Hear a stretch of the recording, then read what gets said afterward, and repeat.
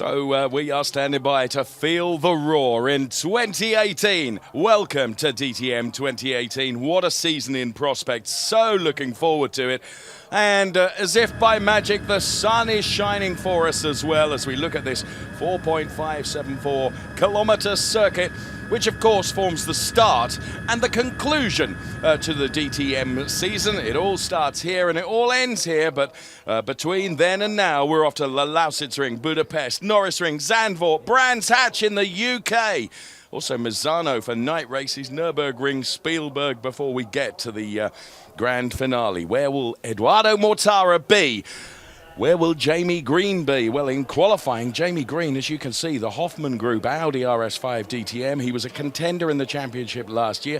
A 1:33.250 for Jamie Green.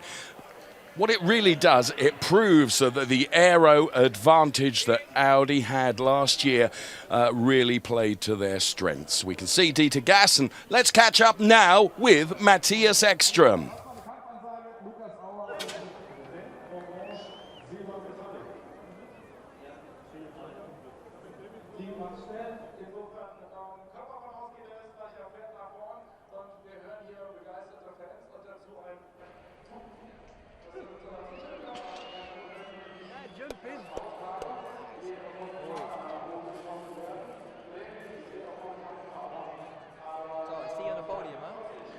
Maybe.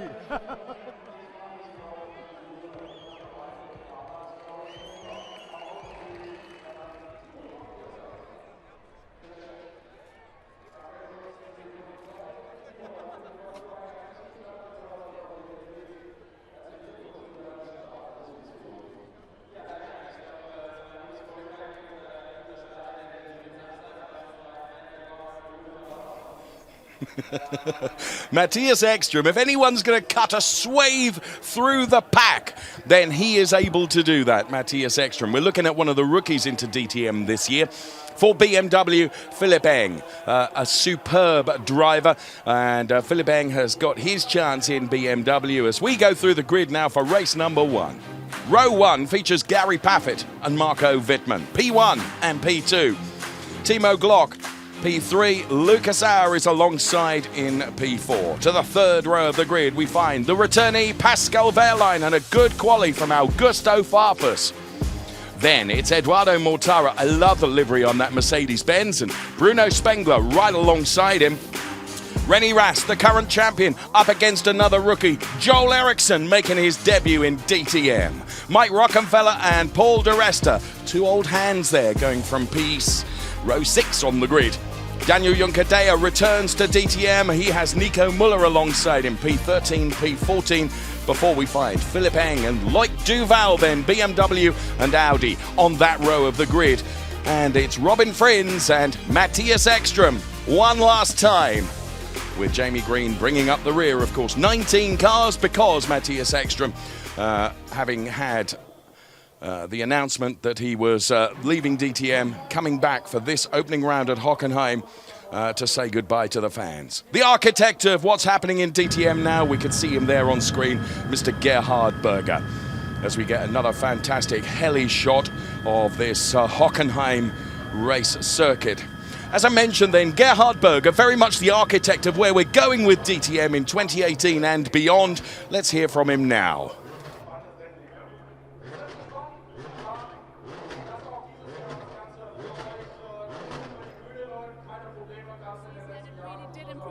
A lot. Now this year again we've got new regulations, so do you think you can even top last year? Well, there were small changes on the regulation side. Yes, there are going to be a couple of parts different, but in general we had very good racing last year. We had all the field in 1 second as we have today. We had until the last race the championship completely open. So I think we are aiming to have a similar situation last year, because the racing was very, very good.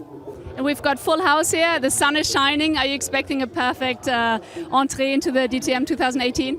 Well, the start is always a bit difficult because you have to bring back everybody from the winter sleep. But in general, things are starting to move lately very strong. We have a new television station with Sat1, what is helping us very much to improve the product. So in general, we are very happy. Now we are starting into the season, and we are looking forward to talk about sporting things and not about other stuff. All right. Thank you very much, Gerhard Berger. Now let's get racing. So back to you.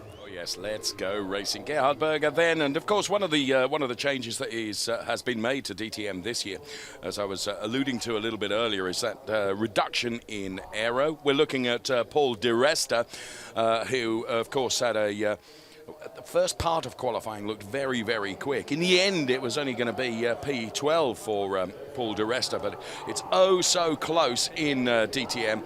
Literally tenths and hundreds of seconds that split the drivers. Dieter Gas then is the boss of Audi, and he's down there offering his good wishes to all his drivers that are out on track, ready to contest the 2018 season of DTM. Paffett and Bittman going from the front. So Joel Erickson, the young Swede who I mentioned earlier on, who I've talked about in his FIA Formula 3 European Championship career, he's into DTM and gets a drive for BMW, acquitted himself very well in the free practice sessions, and then acquitted himself very well in qualifying. He will be going from P10 on the grid, so a very good debut for Joel Erickson, and let's see what he can deliver in the race. René Rast, of course, is the current champion. He's the one that's got it all to live up to. Won the championship in what was effectively his rookie season. Of course, he'd been in DTM for a sporadic appearance before then, but his first full season, he takes the championship. Another former champion is Bruno Spangler, who drives the familiar all-black BMW Bank car. And Bruno Spangler, having qualified with a 1:32.7, goes from P8 on the grid.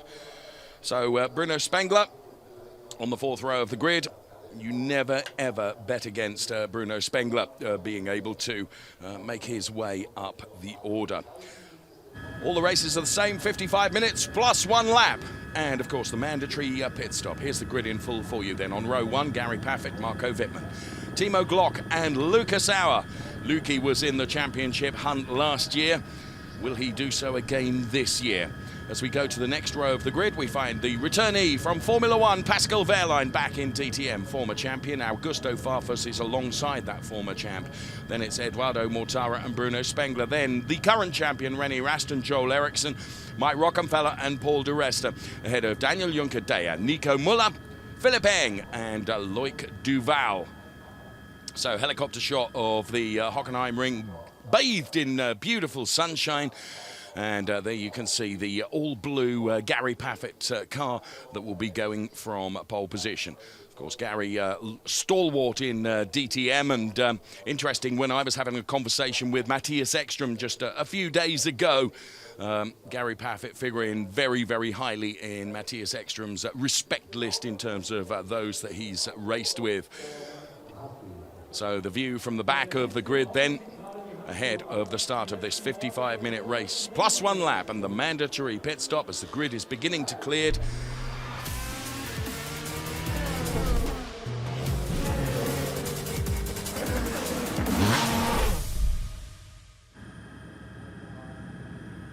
an awesome scene for 2018 as we are back on track for DTM. Delighted briefly to welcome alongside me a BMW junior driver who's joining us in comms to give us a driver's eye perspective. He's been out in one of the DTM race taxis. Ricky Collard, welcome. Great to see you. Thanks for being with us. Good afternoon, David. Are you as excited as we are at the start of the season? It seems to have been a long winter as we look at one of your BMW brand mates, Augusto Farfus.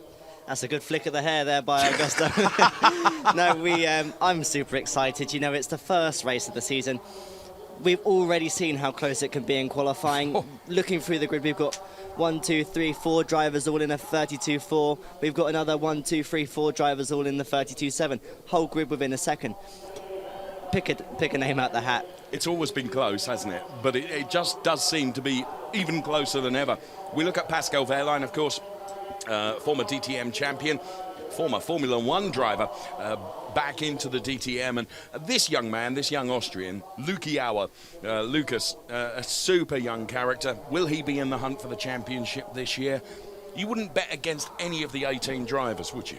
No, but you've got to remember, Lucas was on pole position here last year and had a strong win. Obviously, it was hunted down closely then by Glock at the end, but, you know, Lucas is a serious peddler. He's extremely fast, and this man was hot. Magic. Yeah, as if by magic, this man was hot on his heels. And I'm sure that Timo Glock going off P3 today will be, well, he's got to be there, hasn't he? All the drivers are real racers, but Timo, he's got that real racer character about him as well. He wears his heart, his aggression, his cheer on the sleeve, and I have to say, he's one of the people that I enjoy talking to the most, because you know you're not going to get any, what's the word? You're going to get it straight from Timo. He's going to tell you the way it is.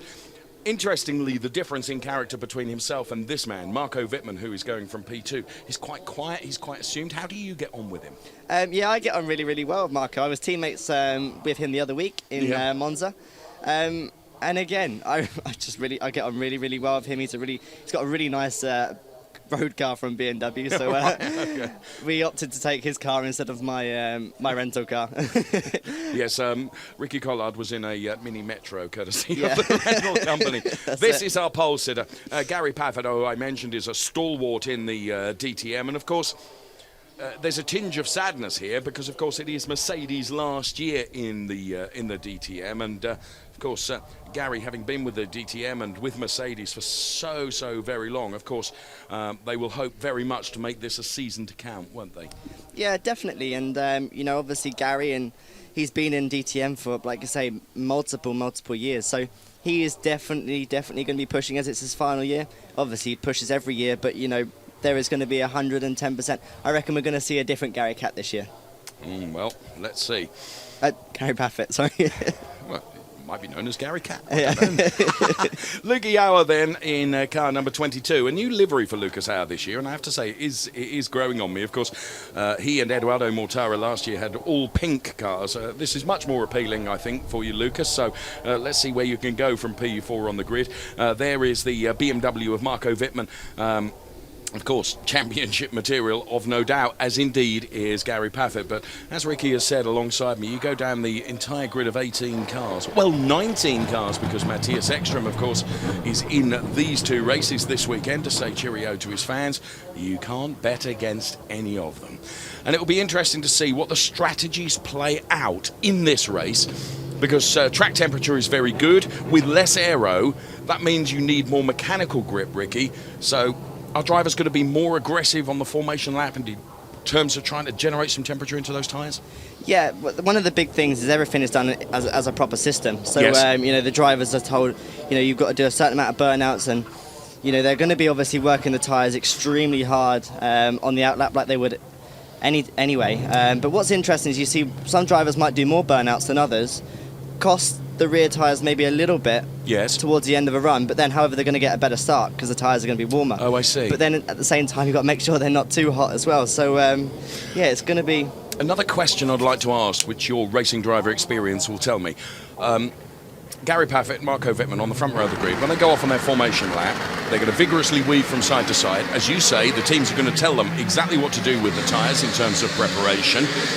When they come back to their grid boxes, they're the ones, of course, that have to wait the longest for the cars right at the rear of the grid to come into their grid boxes. Surely, Ricky, whatever temperature they've delivered into those tyres, it's gone, isn't it? Well, yeah, that's why it's so important that they do build the heat into the rear tyres. But one person then that we all know that's probably going to make a flyer here is the man starting on P18. Matthias Ekström. He's going to arrive on the grid with the perfect temperature in his tyres. It'll be interesting to see how the guys at the front get off the line, and especially with the dirty side of the track and the clean side of the track, because I think we've got team radio here from Rast. Yeah, not always able to ascertain exactly what the team radio tells us, sadly, but you're right. Matthias Ekström, and as was said earlier on, are we going to see some of that Matthias magic today? Possibly so, I would say. Of course, he wants to end his DTM career. I mean, what a phenomenal career he's had. But to top it with some good finishes in his goodbye races, if you like. What was really interesting, though, Ricky, when I interviewed him, as I say, a week or so ago, was he wouldn't rule out a comeback. And I really pushed him on that. I said, come on, Matthias, you know, you're liking the way the series is being developed. Is this goodbye or is it au revoir? And he said, and he wouldn't answer really. So that says to me that, you know, never say never. Au revoir. Yeah. Never say never. Now, interestingly, car number 22, which is Lucas Auer, is going to be reported to the stewards of the meeting for an infringement of Article 45.3.1. Now, I haven't got the rule book here, but obviously that's something to bear in mind, and we'll keep an eye on that to see whether... I mean, by virtue of the fact it's going to be reported to the stewards of the meeting, don't think that's going to have any impact at the moment. So, Toto Wolff and Uli Fritz then from Mercedes-Benz watch their driver bring the car around the final turn to put it into grid box. Gary Paffett then lighting up the rear and the back end stepping out, controlling it beautifully with some opposite lock. So there is Toto Wolff then looking on into the BMW garages. So we go as well. It's at this moment that I'm really sorry. It might not only be my voice you can hear, but my burgeoning stomach as well, because the excitement really is beginning to generate. It's been a long winter, and the roar of these cars as they light up their engines and go through their start sequence ahead of the start of the race. There's Dieter Gas from Audi to the very right-hand side of your picture there. The final cars are into their grid boxes. It's been a long while coming, but here we go. 2018 DTM, are you ready to feel the roar? Because we are, and so are thousands of spectators. We get the green flag from the marshal at the rear of the pack. We are ready to go racing. It's going to be Marco Wittmann versus Gary Paffett. Here comes that roar. Lights out, let's go racing. It is DTM for 2018. Well, Philipp Eng failing to get away right at the back of the grid. But Gary Paffett converts that to pole position into the race lead, going through turn one with no problems at all. As I say, I think it was Philipp Eng that bogged down right at the start and didn't get away terribly well.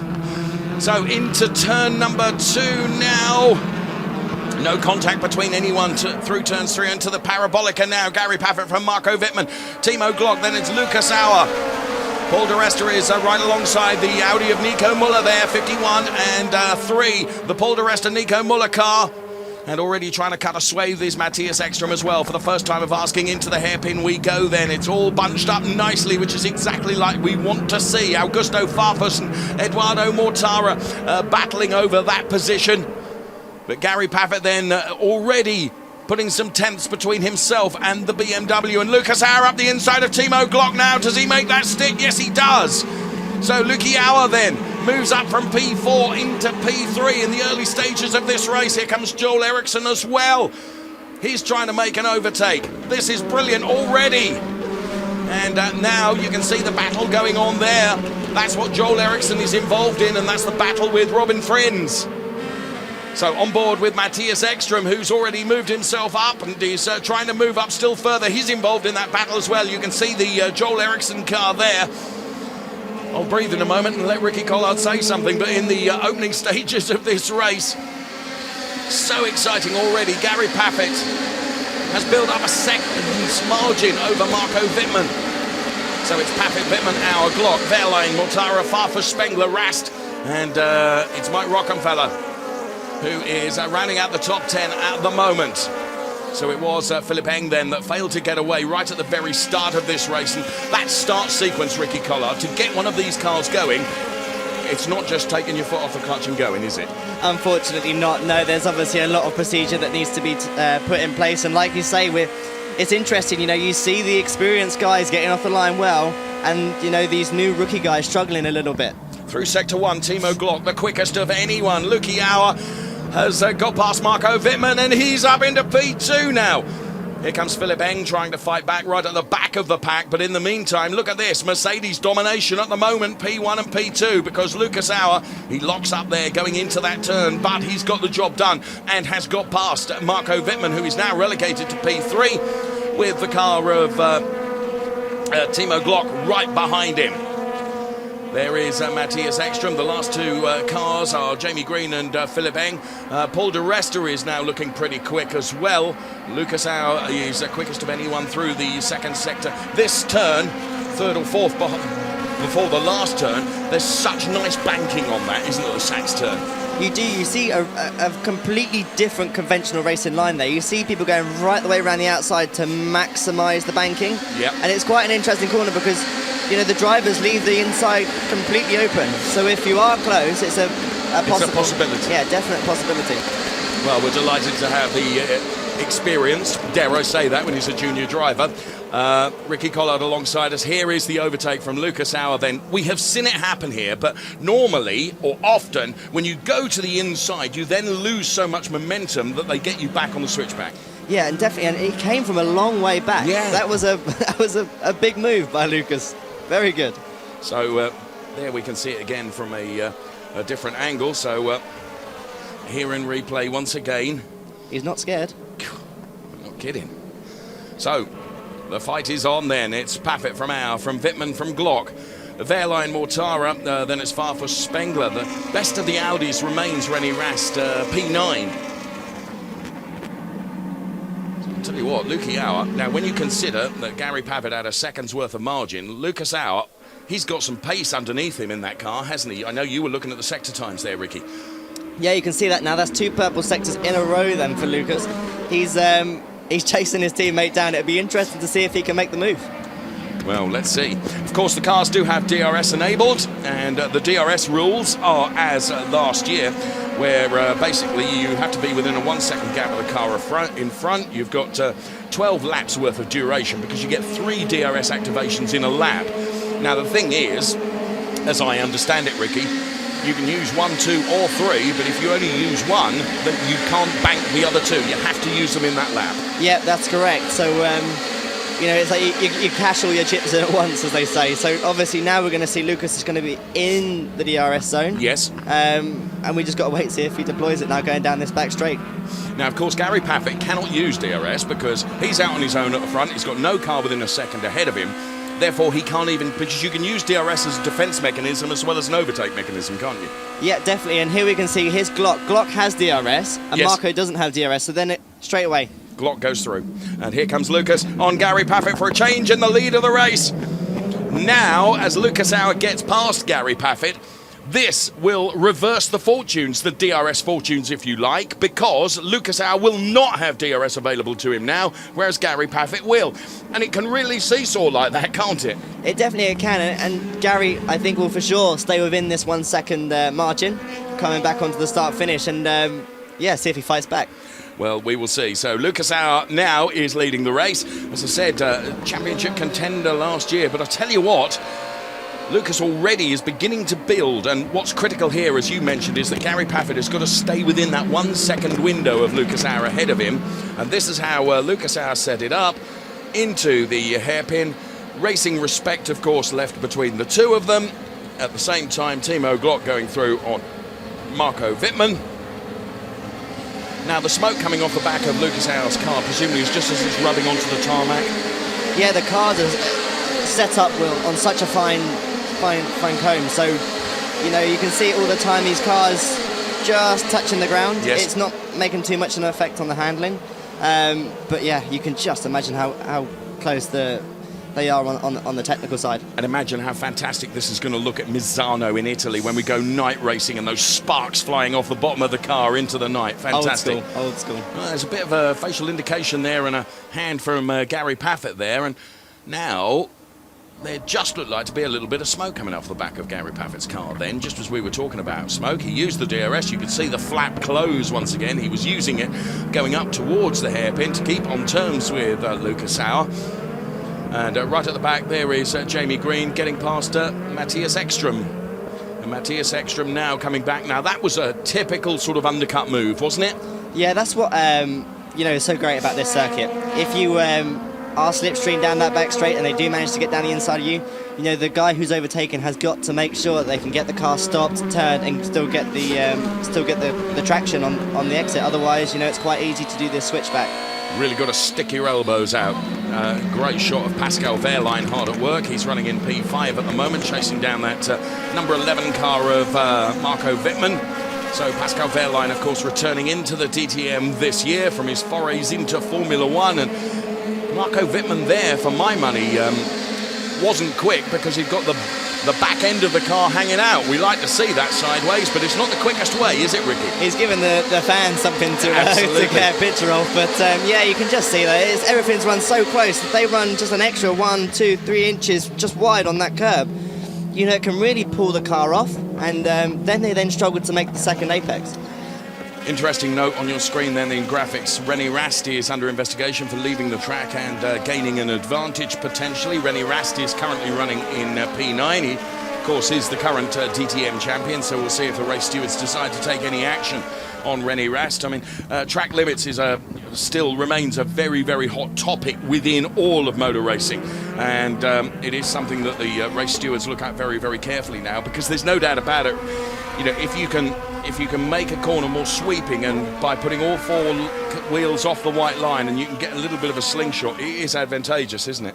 Yeah, definitely. It's you know, it's a little bit of a shame when we see penalties like that occur. But you know, especially when you look at turn 1, if they run all 4 wheels over that curb, you know you're on a bucking Bronco by the looks of it. Yes. So you know, maybe to see a little bit more of that, bigger curbs on the exit might be something for the future. There is always this argument, isn't it, that you know, if you were racing at Norris Ring, where instead of white lines you have big heavy-duty walls, wouldn't happen. But we will see if the stewards decide to penalise René Rast in any way, shape or form. Let's go on board with Marco Bittman now.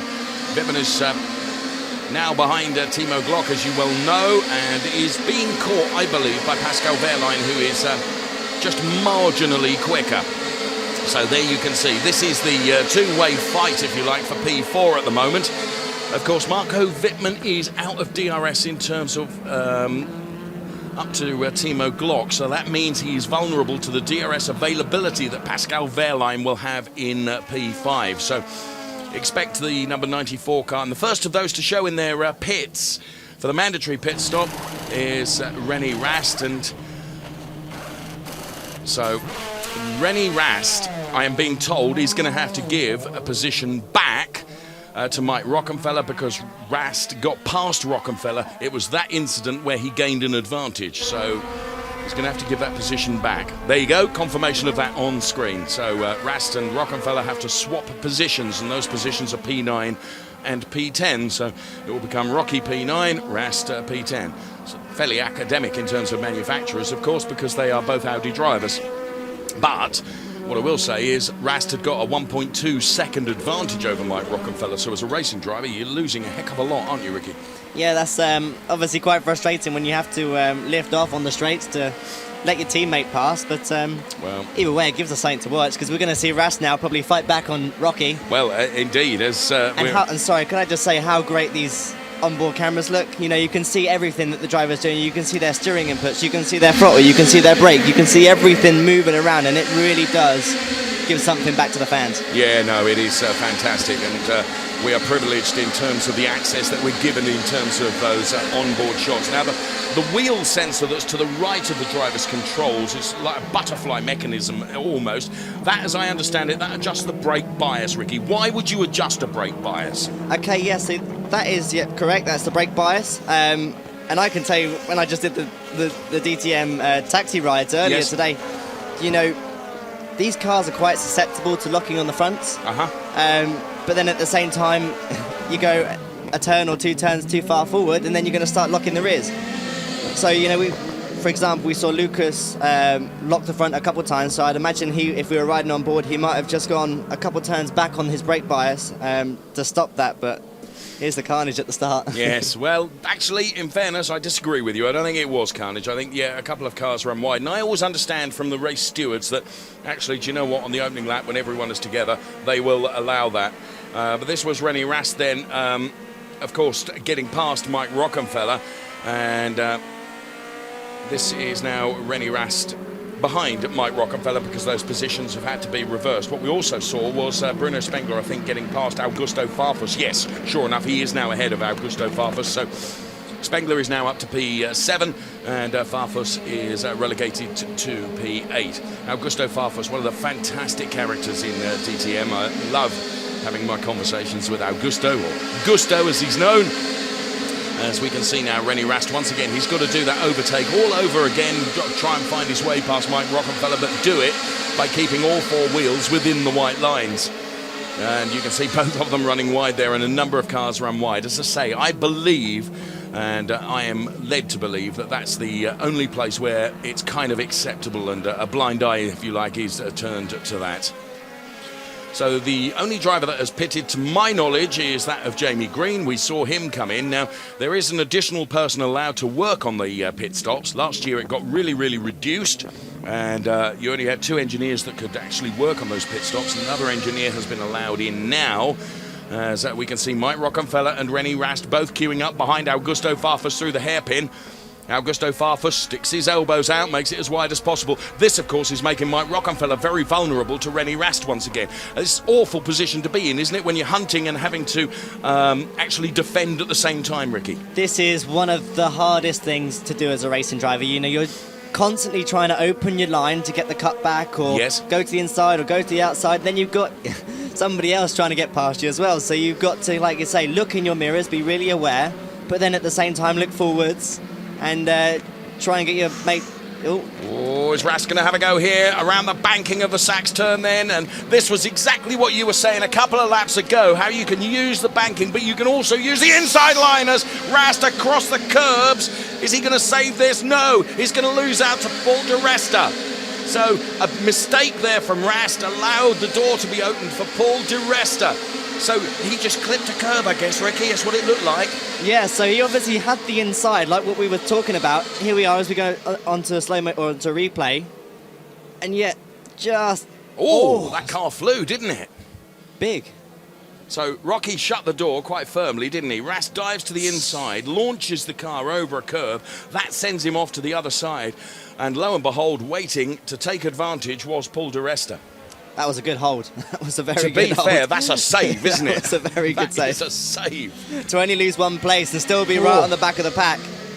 What it does mean is that René has got to work even harder. Tell you what, Augusto Farfus defending very hard here from Mike Rockenfeller as he makes the car very wide there. And of course, joining into that party now, here comes Paul di Resta on the inside of Mike Rockenfeller. This becomes the outside of the next turn. But he's done it before they get to the outside, because di Resta does go through on the inside of that turn, which does become the outside of the next one, but Paul di Resta goes through. So now the fight for Augusto Farfus is going to be against Paul di Resta, the Mercedes-Benz driver, who all of a sudden has improved 2 places, hasn't he? But can anybody overtake? Because this man is defending extremely well. He is. He's a king of defending, and he's the king, and he's one of the kings of overtaking. So it'd be interesting as well with Paul, and Paul's obviously a fantastic overtaker, to see how these guys fight now on the next lap. This is going to be fascinating, isn't it? So Augusto Farfus, and now here comes René Rast back again. In goes Mike Rockenfeller, which has really rather spoiled the party for us now, because he's gone in for his pit stop. Every driver, of course, has to make a mandatory pit stop. And here comes Mike Rockenfeller then in car number 99. New livery from Mike Rockenfeller this year. It's going to take me a little while to get used to that, but I don't think I've called him wrong yet. So in comes Rocky. Now the teams rehearse and train these pit stops, don't they, Ricky? It's great. It's done like clockwork, especially when it's done like that. You know. Oh, it's fantastic. The guys have done a fantastic job there. But yeah, it can be won and lost in the pit stops. You're reliant on your team, aren't you? You know, as a racing driver, you need them to be on it, and on it they certainly were. Right, here is Timo Glock and Pascal Wehrlein, and then behind them it's Eduardo Mortara and Marco Bittman. So Eduardo Mortara then and Pascal Wehrlein, both of whom have got past Marco Bittman, because Marco Bittman was running in P4, wasn't he? Let's take a look at some slow-mos here. This in replay then was the start of the race, and Philip Eng was the one that didn't get away, but eventually does. But of course, good avoidance there by Jamie Green, who avoided clattering into the back of that BMW. You have to be aware, don't you?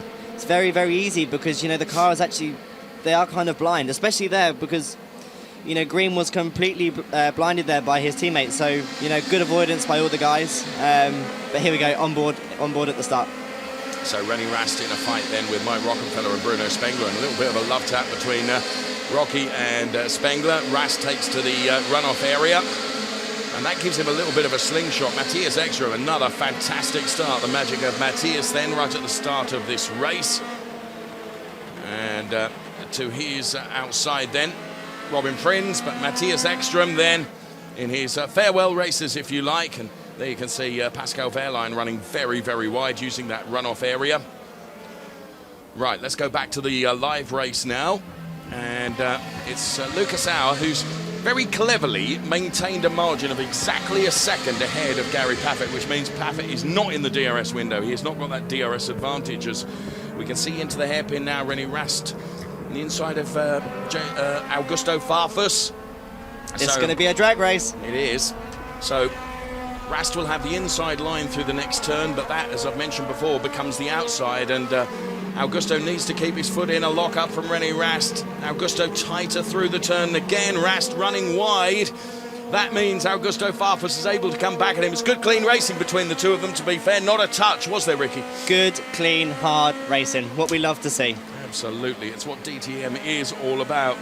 And the drivers having to work ever more harder because of that sort of 30% reduction in aero now. Around the banking of the Sachs turn again, Augusto Farfus will make his BMW nice and wide. Timo Glock dives into the pit lane for his mandatory pit stop.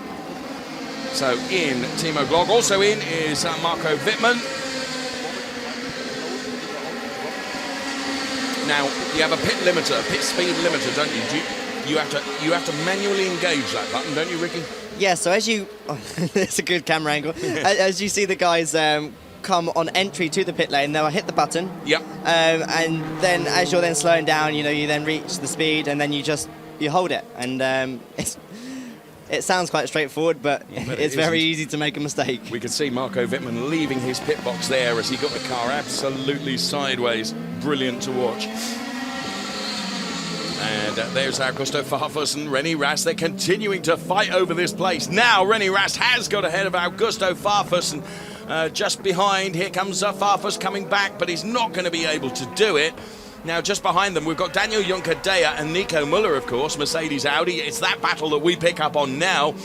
And Juncker-Dea, if he can keep his foot in now, he's going to have the inside. No, he has to dial out of it. Oh, what a shame. I really thought that Danny Juncker-Dea was going to be on the inside of Nico Müller going into that turn.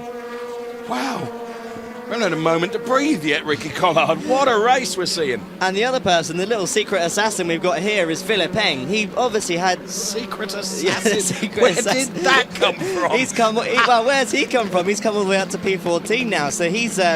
what's going to be really interesting, you're going to see a different driving style here, because Philip is coming from a GT background. Yes. The cars obviously move around quite a bit more. Yes. So maybe the qualifying performance wasn't quite there. Right. But I reckon you're going to see Philip, the secret assassin, creep through the pack as everyone's tyres start to go off, because he's just going to feel more natural with it. Okay, that's a really interesting point, and we'll see if that plays out. I mean, there's no question about it. He is an extremely talented driver, as is Bruno Spangler, who doesn't seem to get away from the pit lane quite as quickly as I thought he would. Also in is Augusto Farfus, then the Brazilian, and a problem there, wasn't there, with the wheel gun. It's a bit of a shame. Maybe cost him a couple of seconds, but... Do you know what? For Augusto Farfus in DTM, if luck is going to run out for anybody, it's always for Augusto, it seems to be. Great shame. Now, tyre warmers, of course, not allowed in DTM. So, basically, that means when you put a new set of tyres on, they've not been pre-warmed. Now, that means, of course, they're cold, and that means they don't offer the grip that the previous tyres did. So you've got to really be on tiptoes a bit, haven't you, for the first lap? Yeah, well, I can say that just from experience with the cold tyre is the cold tyre actually does take, I would say, we're looking at around half a lap. Oh, whoa, that was debris, wasn't it? Was that debris that we saw there? Well spotted. But yeah, sorry, I hope there's nothing wrong with it. I hope that hasn't infringed Lucas at all. Well, but whose car would it have been off? Very, very strange. Whose car would that have been off? We've had a number of drivers come in for it was a bird. It was a bird. It wasn't debris. It was a bird that has gone to meet its maker, I would suggest, because you don't want to be struck by Lucas Auer, do you? Definitely don't want to be struck by a DTM you saying Philip Eng is the silent assassin. Maybe we'll just stay away from assassins. Yeah, let's do that. As Pascal Wehrlein comes in now for his pit stop. And we've got the clock running on Pascal Wehrlein, and team rush, and they've got a problem, haven't they? The lollipops come up, so that would indicate to the driver to leave. Pascal's done a fantastic job there to not... He realised, didn't he? Yeah. That was a smart move. That's compromised him in the where he's going to be filtering Glock back out on track. As Timo Glock goes through. Pascal Wehrlein now, bear in mind, he's on cold tyres. Now, you say it takes a period of time to get those tyres up to speed as Marco Bittman comes past, and presumably Mike Rockefeller will try and do the same as well, because you're defenceless at this point, aren't you? Yeah, and here we go, look. Just with more grip. Just drives through. And what will be interesting now is Spangler on one lap warmer tyres. Will he come and catch Pascal? Pascal does not look happy about that, does he? Look, well, he's always very, very focused, and I think this shot is one of the most evocative in the DTM car, to see the driver hard at work and the focus and concentration. And, you know, it's not like a normal steering wheel. It's like a steer control that you've got in these cars, isn't it? Oh, it's great. It really is great. And especially, like you say, when we do these little taxi rides, is we actually get the guys that the VIPs and stuff, they get to jump in the car, and the only way to describe it is a spaceship. It's literally like jumping on board, strapping up, and getting ready for a couple of hot laps. In now from P2 is Gary Paffett. So the team go to work, the HWA team, flat out on the Gary Paffett car to get this stop done as quickly as possible. And Paffett is away. It's an 8.1 stop. He backs the back end of the car out. In comes Joel Erickson from behind that we can see as well. So here comes Gary Paffett. And there is the Timo Glock car. Now bear in mind that the race all gets muddled up because of these pit stops. Lucas Auer not yet been in. So on board with Timo Glock now. This is his opportunity, isn't it, to get on terms with Gary Paffett, because Glock is on tyres that are up to temperature. Paffett is not. Yeah, definitely. If he can just try and get within that 1 second, yes, you know, it's game on for Glock. You know, we saw last year, Glock just chipped away, did his own little thing, and was right there at the end of the fight. So,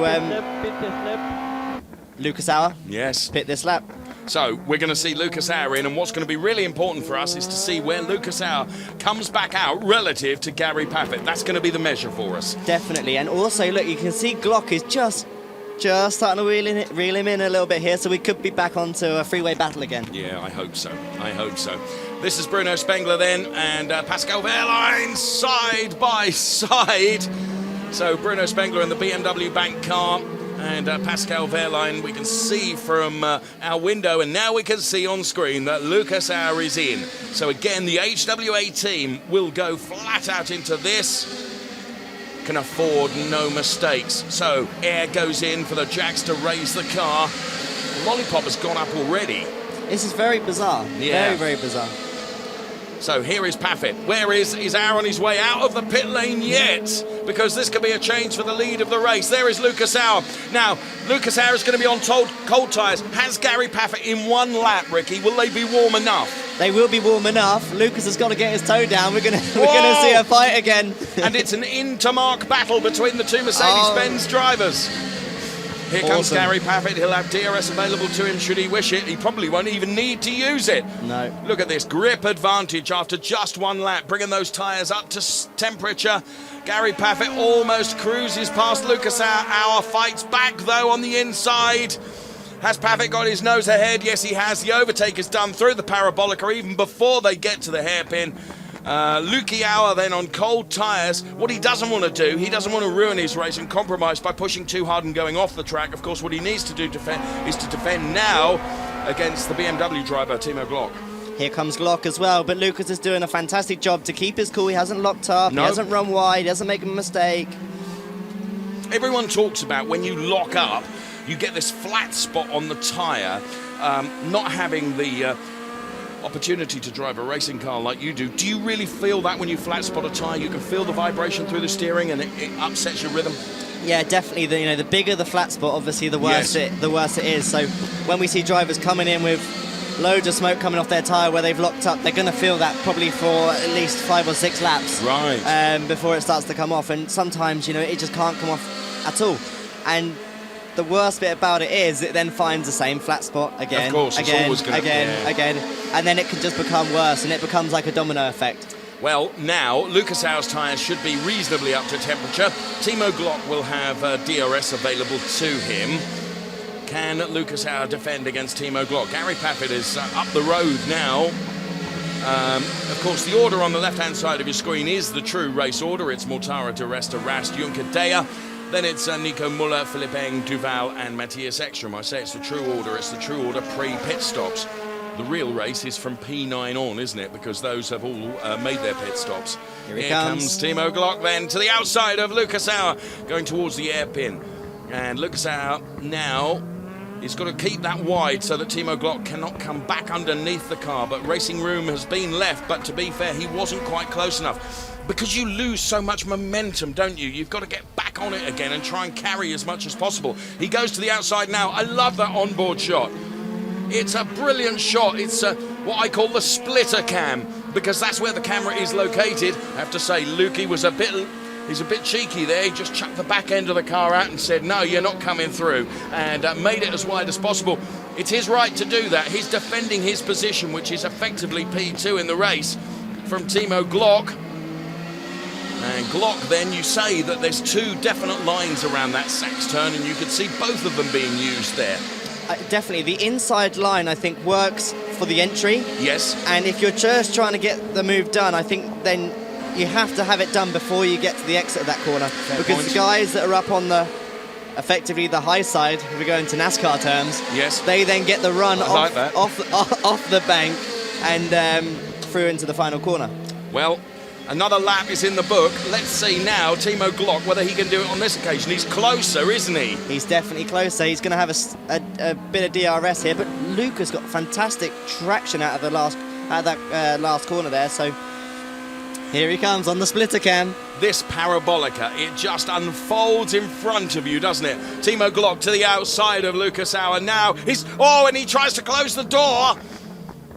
And Lucas Auer very defensive there. Here comes Timo again. He's going to be denied the momentum to get alongside the Mercedes-Benz. This is a fabulous fight, and it's a fight that's going on for effectively P2 in the race. Because those cars that haven't pitted yet... and Glock is all over the bag. He takes to the curbs there, desperately trying to find his way past this Mercedes. I'll tell you what, the pace is in that BMW of Timo Glock, isn't it? Glock's always there. Glock is always there. And, it'd be interesting to see, because this is costing them time. Yeah. And, if it does settle down, which I doubt it will, will they be able to reel in Gary? Well, and I was going to make that point. What it's doing is, as these two are fighting, Gary Paffett is rubbing his hands with invisible soap, metaphorically, isn't he? Because he's saying, I can get up the road, you two carry on fighting, because that just means that I've got a great advantage in terms of time. Oh, look at this. Pity that the visor is down, because we can't see the look in the eyes, can we? As Timo Glock is continuing to hunt down Lucas Auer. There are just hundreds of seconds between the two of them, and it's fantastic to watch. In comes Matthias Ekström. Also in is Philippe Eng. Matthias Ekström on his way out then. The AB team doing a good job with him. Philippe Eng on his way out as well. So Matthias Ekström in his goodbye weekend, if you like, in DTM. Great. Let's go back to this splitter cam with Timo Glock then. Not as close as Lucas Auer now. And of course, during that fight phase, Ricky, which we've seen lap after lap after lap with these two, you're taking a lot out of your rubber there, aren't you? Taking a lot out of your tyres, definitely. And obviously everything inside is a hot day today. So, the engine's going to be getting hot, the brakes are going to be getting hot, tyres are going to be getting hot, driver is going to be getting hot. I don't know if... Glock looks like such a cool dude. I don't know if he's going to be sweating. You never know he's 64 years of age, would you? Timo, I didn't mean that. Right. He has... Lucas now has seen off the best of him. In this... As we see in now comes Eduardo Mortara. Let me ask you this. In this situation with Timo Glock really, really chasing down hard, do you ever, as a racing driver, do you think, right, I'm just going to ease off, I'm going to let the car, the brakes, everything cool down just a little bit before I have another go? There is that, definitely. From experience, I've done that before. Sometimes you've only got one or two shots at it. Mm-hmm. So, yeah, maybe we might be seeing Glock now as he has dropped back just... It's quite a lot, isn't it? A bit more now. It's a second. It's 1.1 seconds. So he's out of DRS now. In terms of the fight against Lucas hours. So, well, we will see how it unfolds. We've still got 22 minutes of this. Where's the first lump of time gone? There's been so much going on. 22 minutes remaining. Eduardo Mortara then. The only drivers that have not yet stopped are René Rast, Danny Juncadella and Nico Muller. So 2 Audis and a Mercedes. And talking of Mercedes, there's Eduardo Mortara then. Around Parabolica. So the fight for P4, which is Bittman, Rockenfeller and Wehrlein, isn't it? And here is René Rast then, who's nominally leading the race, but he has got to come in for his mandatory pit stop as well. So you can see there with that lovely onboard shot how you brake with your left foot. Do you do that in the in your taxi rides as well? Yeah, definitely. It's maybe an art, isn't it? Maybe it's a bit more of a modern thing. You know, I come from karting background, so obviously you only have Two team pedals. radio. We only have 2 pedals. So yeah, for me, it's quite natural to do a left foot braking. But I know, for example, like my dad, my granddad, they don't understand. They don't understand why you would brake with your left foot, because how are you going to clutch and heel and toe and do all this other cool stuff? So can I just say, your granddad, one Mr. Mick Collard, was the biggest and best exponent of sideways driving I have ever seen in my life.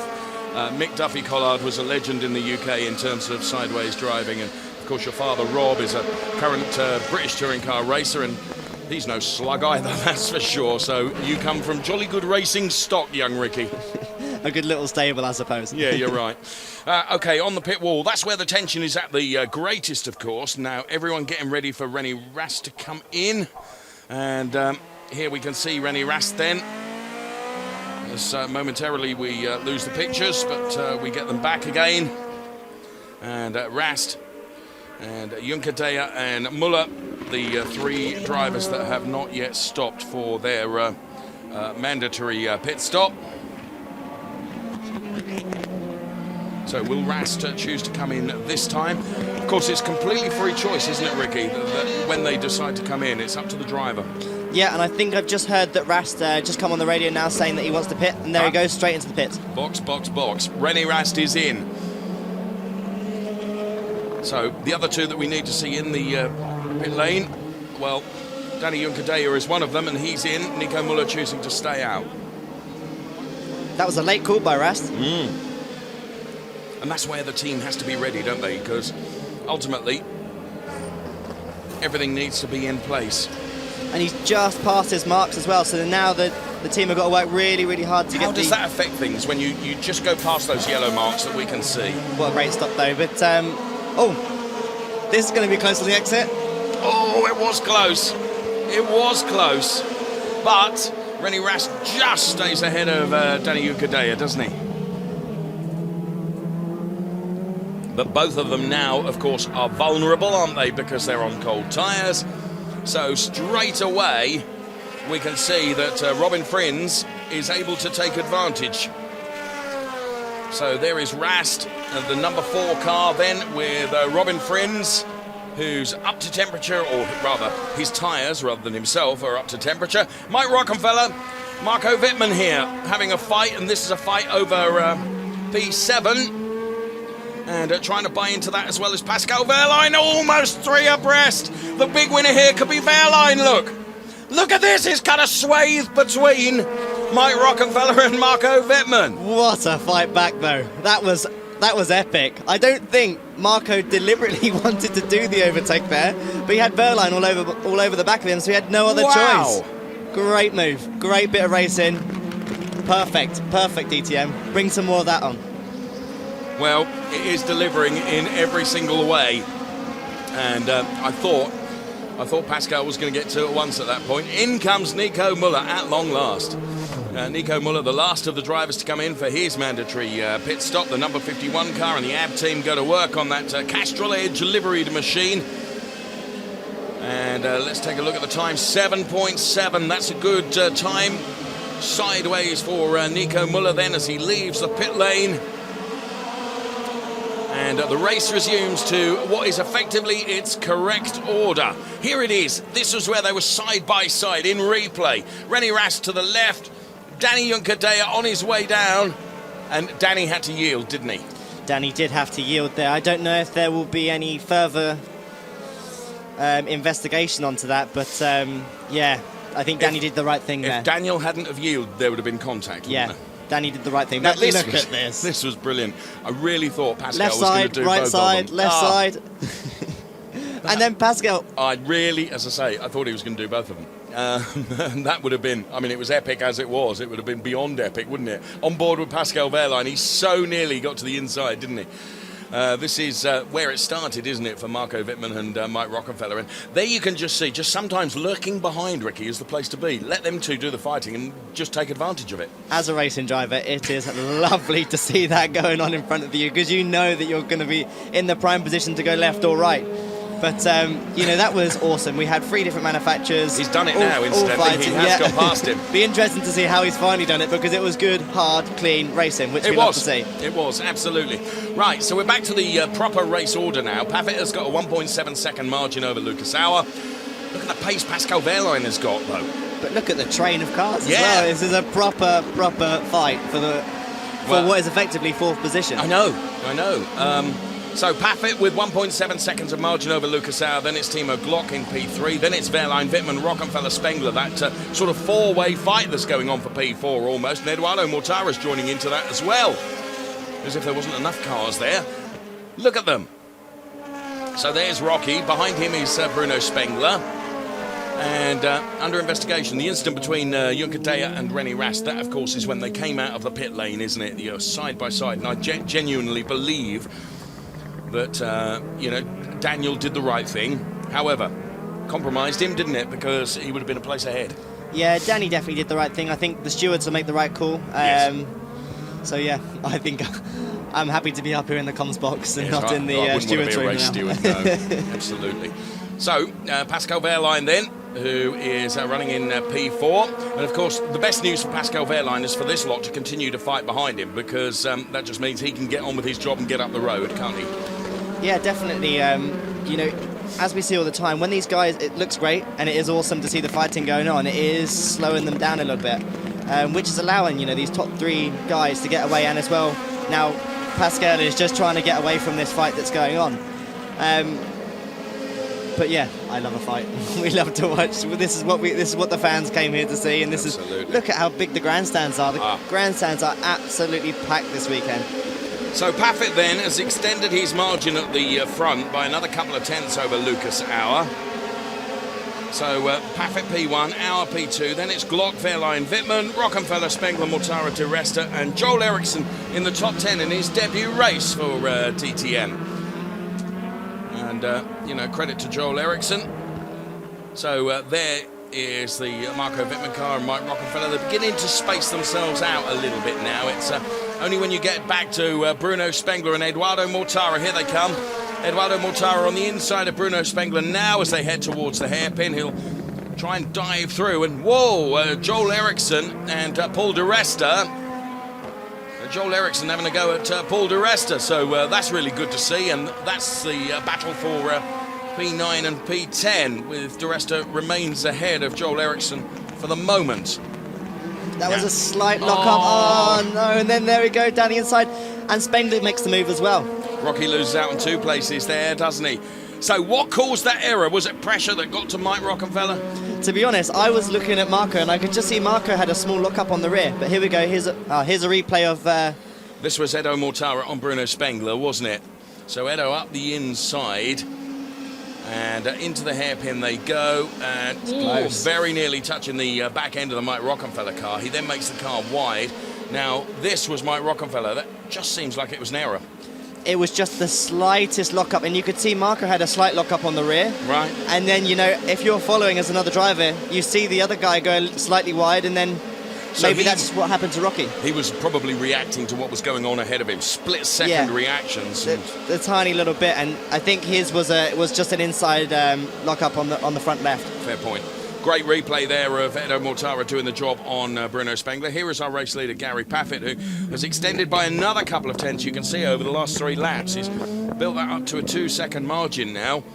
So Paffett leading from Lucas Auer, then it is Timo Glock in P3, then Pascal Wehrlein, then Marco Wittmann, Edo Mortara.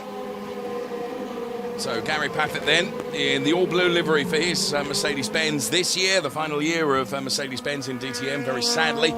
With just under 12 minutes of this race remaining, he has got a 2.2-second margin over Lucas Auer. Inevitably, you know, the Mercedes are showing very, very good pace here, aren't they? The last of the Mercedes at the moment is Daniel Juncadella, who's just outside the top 10, running in P11. So here is Eduardo Mortara on Marco Wittmann now.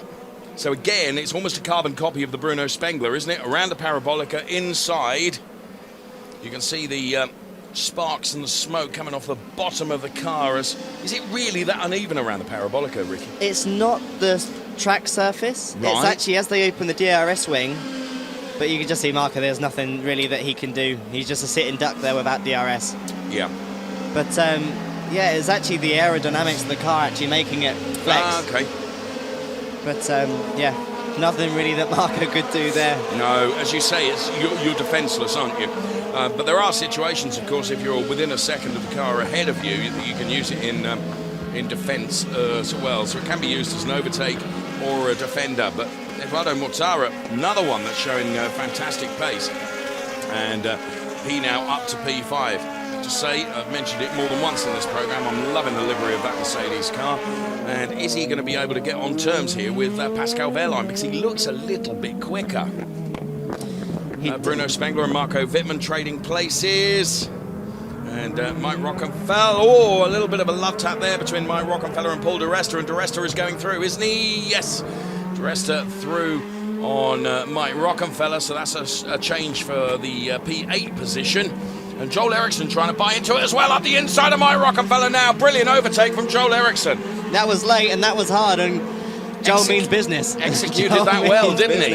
And that was really good to see, because he came from such a distance. Yes. It would have been so easy to just lock the inside front there. Okay. And then that would have pushed him a little bit wide, and then Rocky could have fought back. But no, really, really good driving there by Joel. I've been impressed with Joel throughout the free practices and qualifying, and now in the race as well. He's really acquitted himself well in DTM so far. You know, the guy is a rookie in DTM, and he's running in P9, chasing down Paul di Resta now.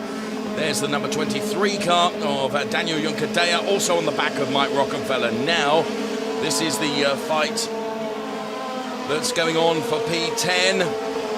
So Rocky desperately trying to hold on to that P10 position. Wherever you look, there are things going on here. Now, interestingly, you can see the DRS usage on the left-hand side of your screen. Bruno Spangler on 0. He's got no more DRS available to him. This could be quite difficult come these last couple of laps. But you can see the different tactics that are being that are being used by drivers. So Spangler has probably used all his DRSs to try and get to the front and get out of this battle. And then he might be hoping that if he can get in the front and get out of this battle, then he won't have to worry about it too much at the end. But if he can't get the gap, then he might be in a little bit of trouble. Well, Mike Rockenfeller was in trouble because Daniel Juncadella has just gone past him like a hot knife through butter. Sorry, getting my descriptions wrong again. Incidentally, the incident between between René Rast and Daniel Juncadella, I was right, in the pit lane where we saw the cars side by side. It's going to be reported to the stewards at the end of the meeting. I have to say, I think if anyone's going to be penalised for that, I think it will probably be René, won't it? Unfortunately so, yeah. You obviously saw Danny had to hit the brakes to avoid contact, and yeah, bit of a shame, but that's racing. That's racing, as they say. Pascal Wehrlein, Eduardo Mortara. Now Mortara is getting closer to Pascal Wehrlein. So the order then: Gary Paffett, Lucas Auer, Timo Glock, Pascal Wehrlein, Edo Mortara. Bruno Spangler out of DRS usage now is P6. Therefore, could he be vulnerable to Marco Wittmann? Or is Bittman going to act as a wingman for Bruno Spangler and hold up Paul di Resta, Joel Erickson and Danny? This strategy could backfire a little bit. Mike is under pressure now from René Rast. So René Rast then in the number 33 car on the inside of Mike Rockefeller now. And he goes through, and again, Rast with, as you can see on the left-hand side of your screen, he's got advantage left to him. And this is Joel Erickson potentially losing out here to Daniel Juncadella. If he makes that stick, and he did make that stick, that was brilliant driving from Juncadella, who moves himself up into P9. Yeah, great move there by Danny. It was just a shame. I think Joel just locked that inside front that we were talking about. And that's enough, isn't it, to open a window of opportunity? Yeah, just that small little lock-up is all it takes for someone like Danny to jump on and get through. But it'd be interesting now to see if Joel can fight back, because how many DRS usages has Joel got? He's got 3 left. He's still got 3 laps remaining, yeah. Which he can use it. So theoretically, he should be able to come back. Now, relative to Danny Juncadella, who's only got 1 left, if he's clever about this, he'll wait for Juncadella to lose them all, and then he can come back, and Juncadella presumably would be something like a sitting duck, wouldn't he? But we will see. In the meantime, here comes Eduardo Mortara on Pascal Wehrlein. Now, here, Eduardo Mortara has got 8 laps worth of DRS left, as opposed to Pascal Wehrlein, who's only got 2. So Eduardo Mortara to the inside here at the hairpin, and goes through on Pascal Wehrlein. So Eduardo Mortara becomes P4 in this race. Eduardo Mortara relegating Pascal Wehrlein to P5. Oh, another really, really good onboard shot.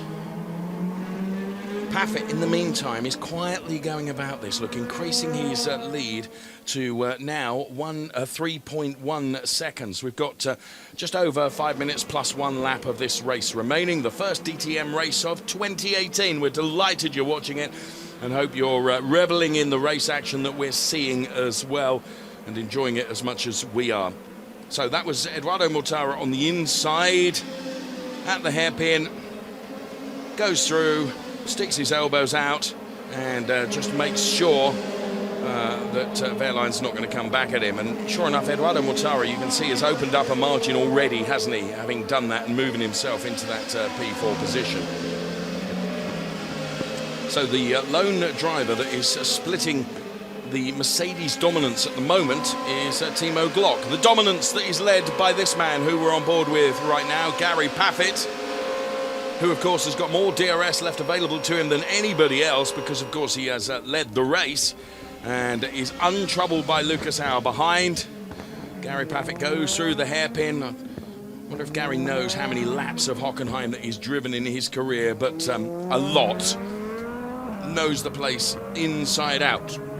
Right, to the inside now. There's 2 overtakes going on here. I've picked up on the one at the front with Paul de Rester, and you with a sharp inhale of breath as René Rast went through on Joel Erickson. That was really close. It would be great to see a replay of that, but it's interesting now we're seeing Joel fall back a little bit, because he had the pace and was coming through, but he still has all these DRS usages. Yeah. So I don't think we've seen the end of Joel Erickson. I think this battle will carry on. I think you're right. But maybe his tyres might be going off a little bit. Possibly so. Now, there is Paul de Rester, who is running in P8 with Danny Juncadella behind. And then, of course, it is René Rast rather than Joel Erickson, having just completed that overtake. So we're into the final 3 minutes plus 1 lap or so of this race. Gary Paffett just lost out on a couple of tenths now. The margin 2.8, but just get the impression that probably Gary Paffett is managing that perfectly against Lucas Auer, isn't he? He's probably just being saying to himself in his head, just bring this home. Yes. It's a great way to start your season if you can open it with a pole position and a race win. So long time since we've seen Gary Paffett on the top step of the podium. I have to go deep into my memory bank. Possibly now is not the time to be doing that. So Paffett, Auer, Glock, Mortara, Wehrlein and Spangler. And at the moment, Bruno doing a very good job in terms of defending that P6 position. Of course, Marco Wittmann behind him hasn't got any DRS available to him, but here comes an overtake, and there was a little touch there, wasn't there? It looked like it was very, very, very close. Paul de Rester and Marco Wittmann, it did really look like. And here comes Joel Erickson. You said he's going to have a go again and going to come back at this. Hasn't quite got the traction there on the exit, but they're going to be side by side again, running into turn. Well, it's running into turn 7, isn't it? Which is a fast sweeping turn, isn't it?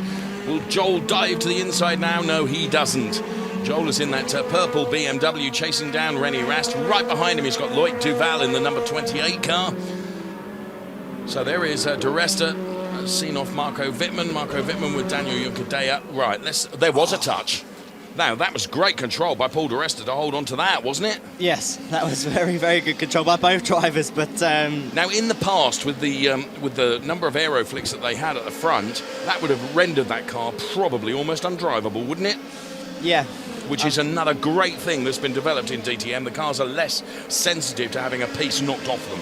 It's great, and as well, we're still keeping the lap time. You know, we're under lap record pace. Yes.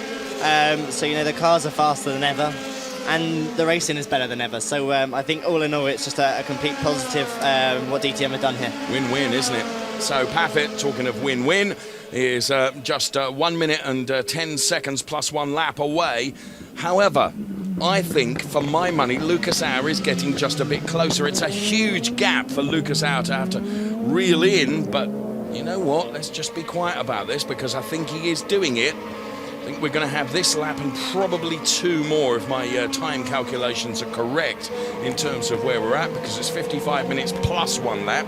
So if they cross the timing line with any seconds left on the clock at the top of your screen, that means they will get 1 lap plus the 1 lap, I think.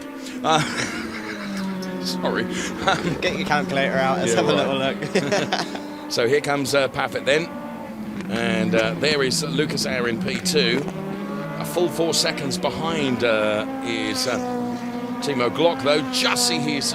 we didn't actually see his BMW into the picture there. Here comes Gary Paffett to round the final turn. So, yes, he's going to cross that line with about 11 seconds left on the clock. Well, make it 10. So that means the remainder of this lap plus 1 more. So, Lucas, you've got 2 laps to try and get on terms with Gary Paffett.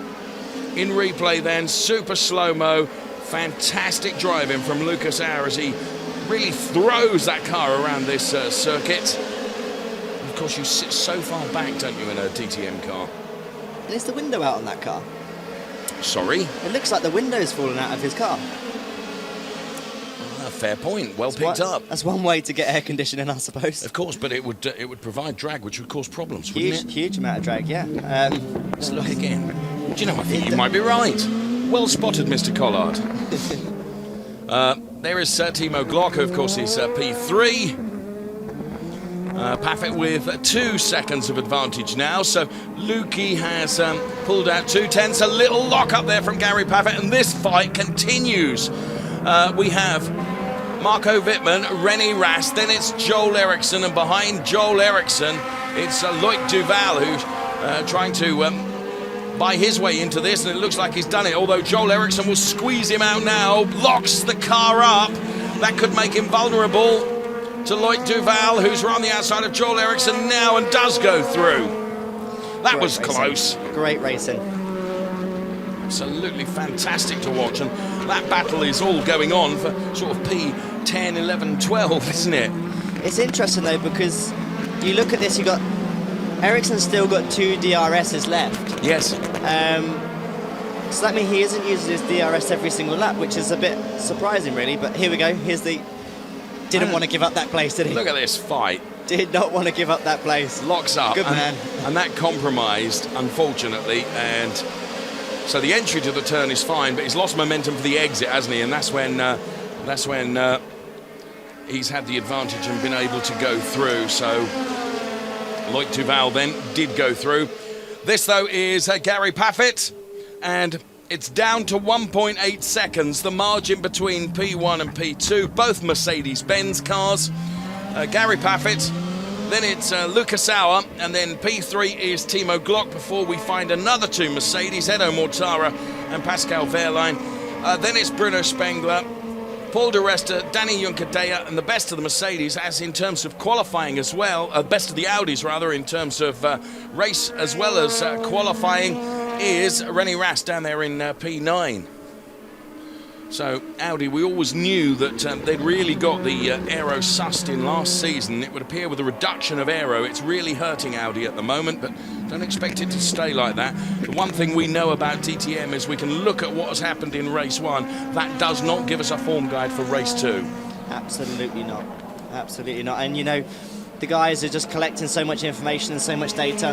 Here comes Gary Paffett then. Forgive me interrupting you. He's going to take the checkered flag and wins at Hockenheim. The British driver Gary Paffett takes the win for Mercedes-Benz. Lucas Auer is P2. Here comes Timo Glock for P3. It's Eduardo Mortara, P4. Pascal Wehrlein will take P5. Uli Fritz on the pit wall's pretty happy. BMW's Bruno Spangler takes P6. Then it's Paul de Resta, Danny Juncadella, René Rast and Loic Duval, the top 10 places. And, well, Timo's team are pretty happy down there. The boys look pretty happy with that. As a solid podium, a solid result. But yeah, I'm sure all the engineers are going to be working extremely hard back at BMW and Audi to try and catch the Mercedes, because their Mercedes are really quick. And the old stalwart, Gary Paffett then, at the end, closed with the checkered flag with a 1.4 second margin over Lucas Auer to take the win. So well done, Gary Paffett. So Paffett, Auer, Timo Glock, Mortara, Wehrlein, Spengler, de Resta, Juncadella, Rast and Loic Duval. And as I mentioned, Mercedes-Benz must be absolutely delighted. And Uli Fritz, of course, the boss of Mercedes DTM. Let's see what he's got to say. And Uli Fritz certainly is a very happy man. Congratulations, a double win for the first race week, or the first race week and the first race. That's a pretty good result. You've got to be happy. Yeah, I mean, we are pretty happy. I mean, I think we really had a great pace in the whole race. I mean, throughout all cars, I must say. I mean, all the cars are in the, I think, top 8, all 6 cars. So happy with that, and really a great result. And I'm so happy for Gary, because, to be honest, since I'm in DTM, he has always promised me to bring a win, and it's never happened. And it's just the first one now, and it's just overwhelmingly great. But that's one thing I've got to ask about, the strategy between the two, between Gary and Lucas. Does that have something to do with that, with the strategy? No, I don't think so. I mean, normally Lucas should have been a better strategy, because he could have done an overcut, but his in-lap was quite slow. So in the end, this ended up in him being second afterwards. All right, well, congratulations again. See you later. Thank you, and back to you. Always knew that Uli Fritz was going to be delighted, and delighted he was as he saw Gary Paffett, as Uli Fritz said, has been promising win, and he brings the win home. The checkered flag as Gary Paffett crosses the line to win the first DTM race of 2018. Many spectators here to enjoy the race action that saw Gary Paffett taking the win from Lucas Auer, Timo Glock. Then it was Eduardo Mortara, Pascal Wehrlein, Bruno Spangler, Paul de Resta, Daniel Juncadella, René Rast and Loic Duval rounding out the top 10 in that first race, with Marco Bittman P11. Then it was Joel Erickson, Nico Muller, Mike Rockenfeller, Augusto Farfus, Philipp Eng. And then it was Matthias Ekström, Robin Frins and Jamie Green. Cars down there in Parc Fermé, and of course drivers will be heading up to the podium. But we watch now as Gary Paffett exits the car, and we say a big thank you to Ricky Collard, who was with us during the race, offering us a driver's eye perspective on what and who were doing out there on track. So Paffett out of the car and absolutely delighted. Did all the hard work, of course, in qualifying, putting the car P1, and then drove faultlessly during the course of the race to convert that P1 into the win. Timo Glock is getting out of his third place BMW.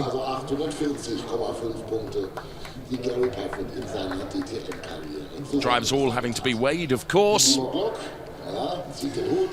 Media will be awaiting speaking to each and every one of them, and then the drivers will be sent up to the podium. So this was the Lucas Auer bird incident. We thought it was debris off of a car. It wasn't. It was Lucas Auer with some wildlife here at Hockenheim. So all the discussions going on down there in Parc Fermé as we speak, and this is all going on whilst the drivers are being weighed. And then hustled off to media interviews, and then up to the podium. And of course, no rest for these drivers. They're going to be out qualifying again tomorrow for another race to come tomorrow. And in the Drivers' Championship then, Gary Paffett, of course, bear in mind, points are awarded for qualifying as well. And Gary Paffett on pole position and taking the race win means that he's maxed out his points haul to 28, a full 10 ahead of Lucas Auer, P2. Timo Glock is P3, Eduardo Mortara, P4. With Pascal Wehrlein, Bruno Spangler, Paul de Resta, Danny Uncadeo, René Rast and Marco Bittman rounding out the top 10 in terms of the Drivers' Championship. So Gary Paffett going into tomorrow's race with a good points advantage, as I say, absolutely maximising his points haul because able to take the 3 points for P1 in qualifying and, of course, the full points for the race win means he's on 28. There's Lucas Auer. Young Austrian is a real talent. And will be on the second step of the podium in just a few moments' time.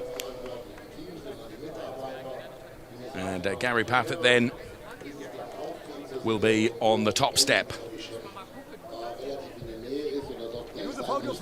Congratulations, by the way.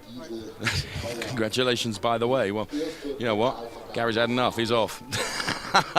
Brilliant to see him celebrate in Parc Fermé.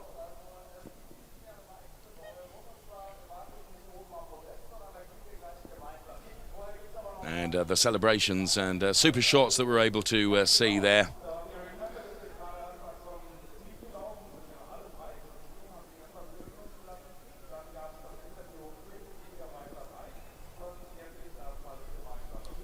Real mix in terms of British fortunes, with Gary Paffett taking the win, Jamie Green finishing plumb last. So different to the opening round last year. So the 1, 2, 3 pose for the photos in front of their cars then.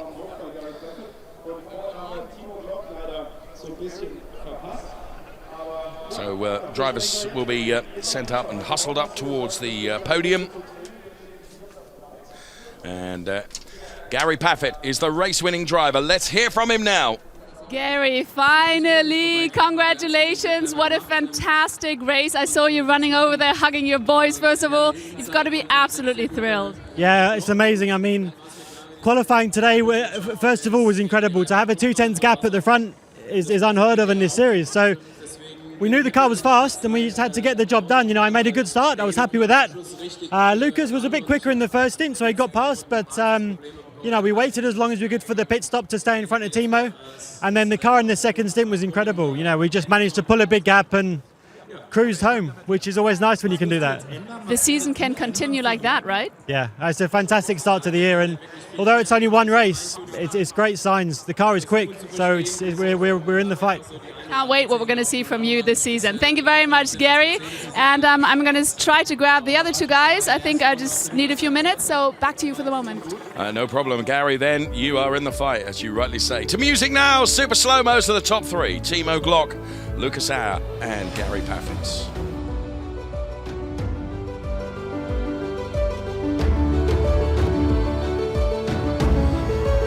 So bringing the car home in P3, the BMW driver, Timo Glock. You pushed really, really hard. Are you happy with the third place? I mean, for the first race, the podium? Yeah, absolutely. I think it was a good start into the season again. We had a good sort of day from the first lap on this morning, and I just pushed hard. What didn't expect the move from Lucas in turn 8. That was brave, very good. And I just tried to follow him. I could overtake Marco at some point, and then I made one mistake in turn turn 13, which compromised us both a bit. So that was not perfect from my side, but I just had a lock up and went wide. But at the end, you know, with the pit stop doing early, pushing the Mercedes a bit or trying to put them under pressure, worked out. So I was at least in the distance to fight with them. But Lucas, like last year, made my life hard into turn 6. He covered very well. And it was clear if I don't manage in 2 laps, it's going to be game over for my tires, and that was the case. So and that's what he knew as well. So played it very, very good. And at the end, I'm just happy to finish the race because the last 3 laps were just horrible with the tires. They just dropped massively. I mean, Edo had a very good speed at the end, I think, on fresher tires. So happy with P3.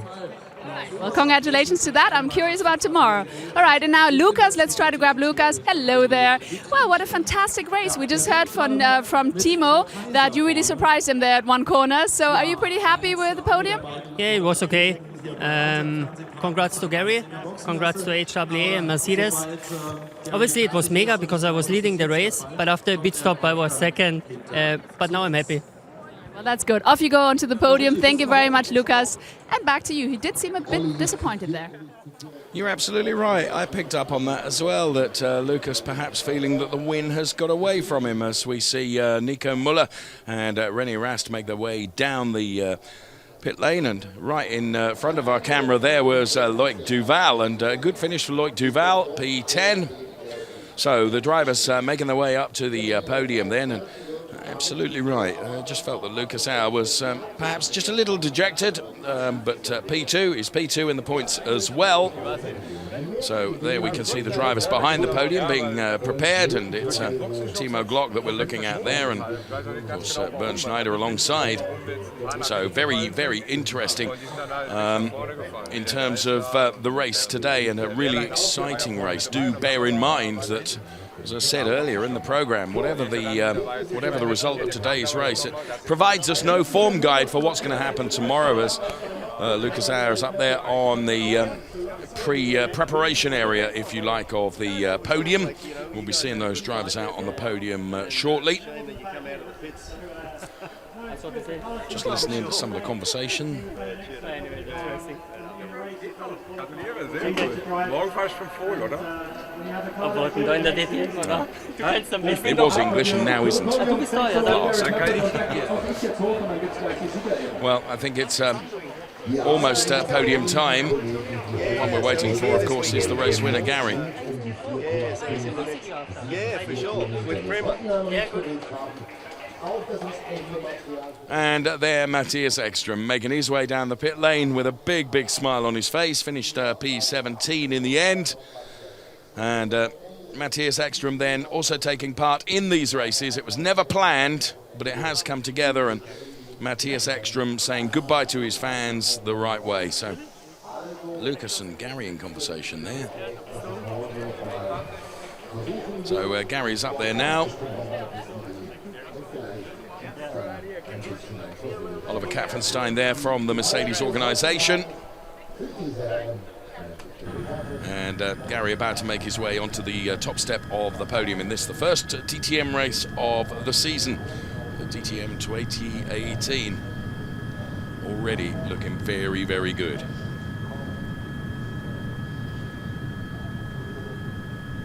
So the heli shot of the podium then. You can see the assembled masses around the Parc Fermé as we await the drivers making their way out for the celebrations. And race 2 to come tomorrow, qualifying, of course, where the drivers will have to do it all over again in terms of getting the grid positions that they need to give them the best possible chances in the 55-minute plus 1 lap race, which will come tomorrow. We're told that weather conditions are going to be very similar. Uli Fritz from Mercedes-Benz, very happy with his driver's performance today. Just wonder what's going through Uli Fritz's mind. Of course, it must be a tempered occasion as well, because he knows that it is the last year of Mercedes-Benz in the DTM. And setting their stall out right at the start of the season, having a very, very dominant performance in the race. So just a small delay while we get the podium together, and then the drivers will be out there celebrating. It's a phenomenal season that we've got in prospect, because of course we're visiting new circuits, off to Misano in Italy, night races there.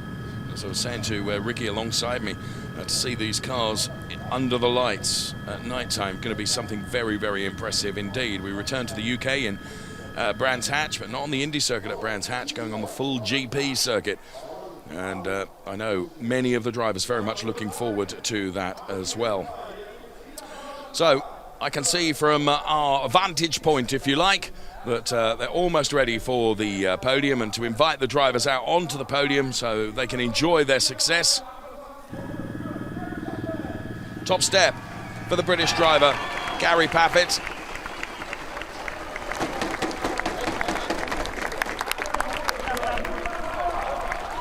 P2 goes the way of Lucas Auer. And for P3, for BMW, Timo Glock.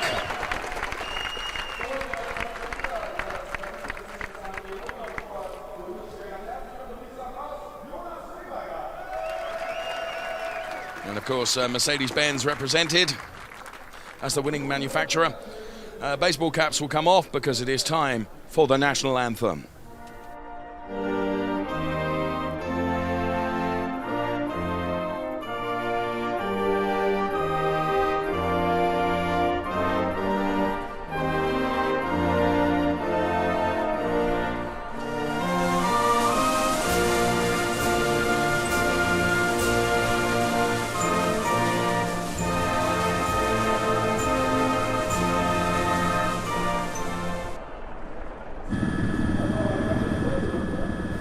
Well, the shortened version of the national anthem plays out then, and Gary Paffett on the top step of the podium celebrating the win.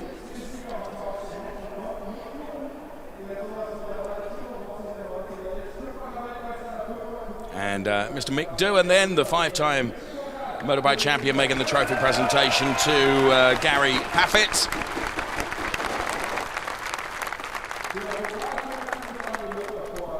Good trophy as well it is too. Mr. Bernschneider then, five-time DTM champion, making the trophy presentation to Mercedes-Benz, race-winning manufacturer. Uli Fritz applauds. And Matthias Dolderer, the Red Bull Air Race champion, makes the second place trophy presentation to Lucas Auer, who, for my money, still looks a bit subdued up there on the podium. And the one that remains is for Timo Glock. Fabian Rival, then the Team World Champion. Nordic Combined 2017 makes the trophy presentation to Timo Glock. So the trophies will be held aloft then. The photographs will be taken as they all try and clamber together onto the top step of the podium. And there from the Parc Ferme area, we can see what it's like to look up there.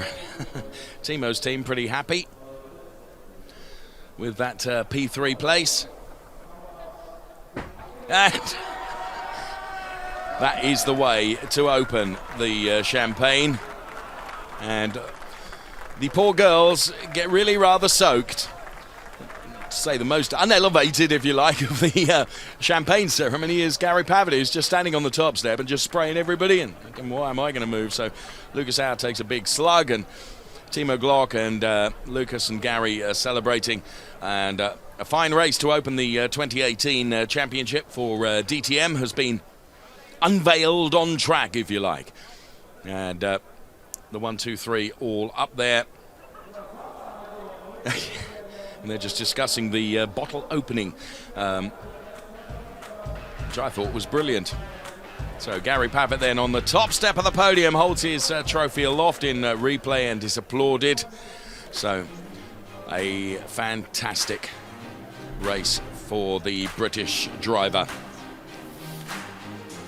So the Hockenheim ring, which plays host to the opening and closing of DTM, once again as the story and success has unfolded for another season of DTM racing. Make sure you join us tomorrow for quali for race 2.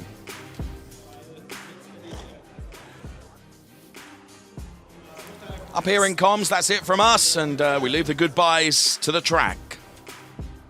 What a fantastic first race here at the Hockenheim ring. Truly amazing and very surprising, and I can't wait to find out how the race goes tomorrow. So see you then, and now enjoy the highlights. Bye-bye.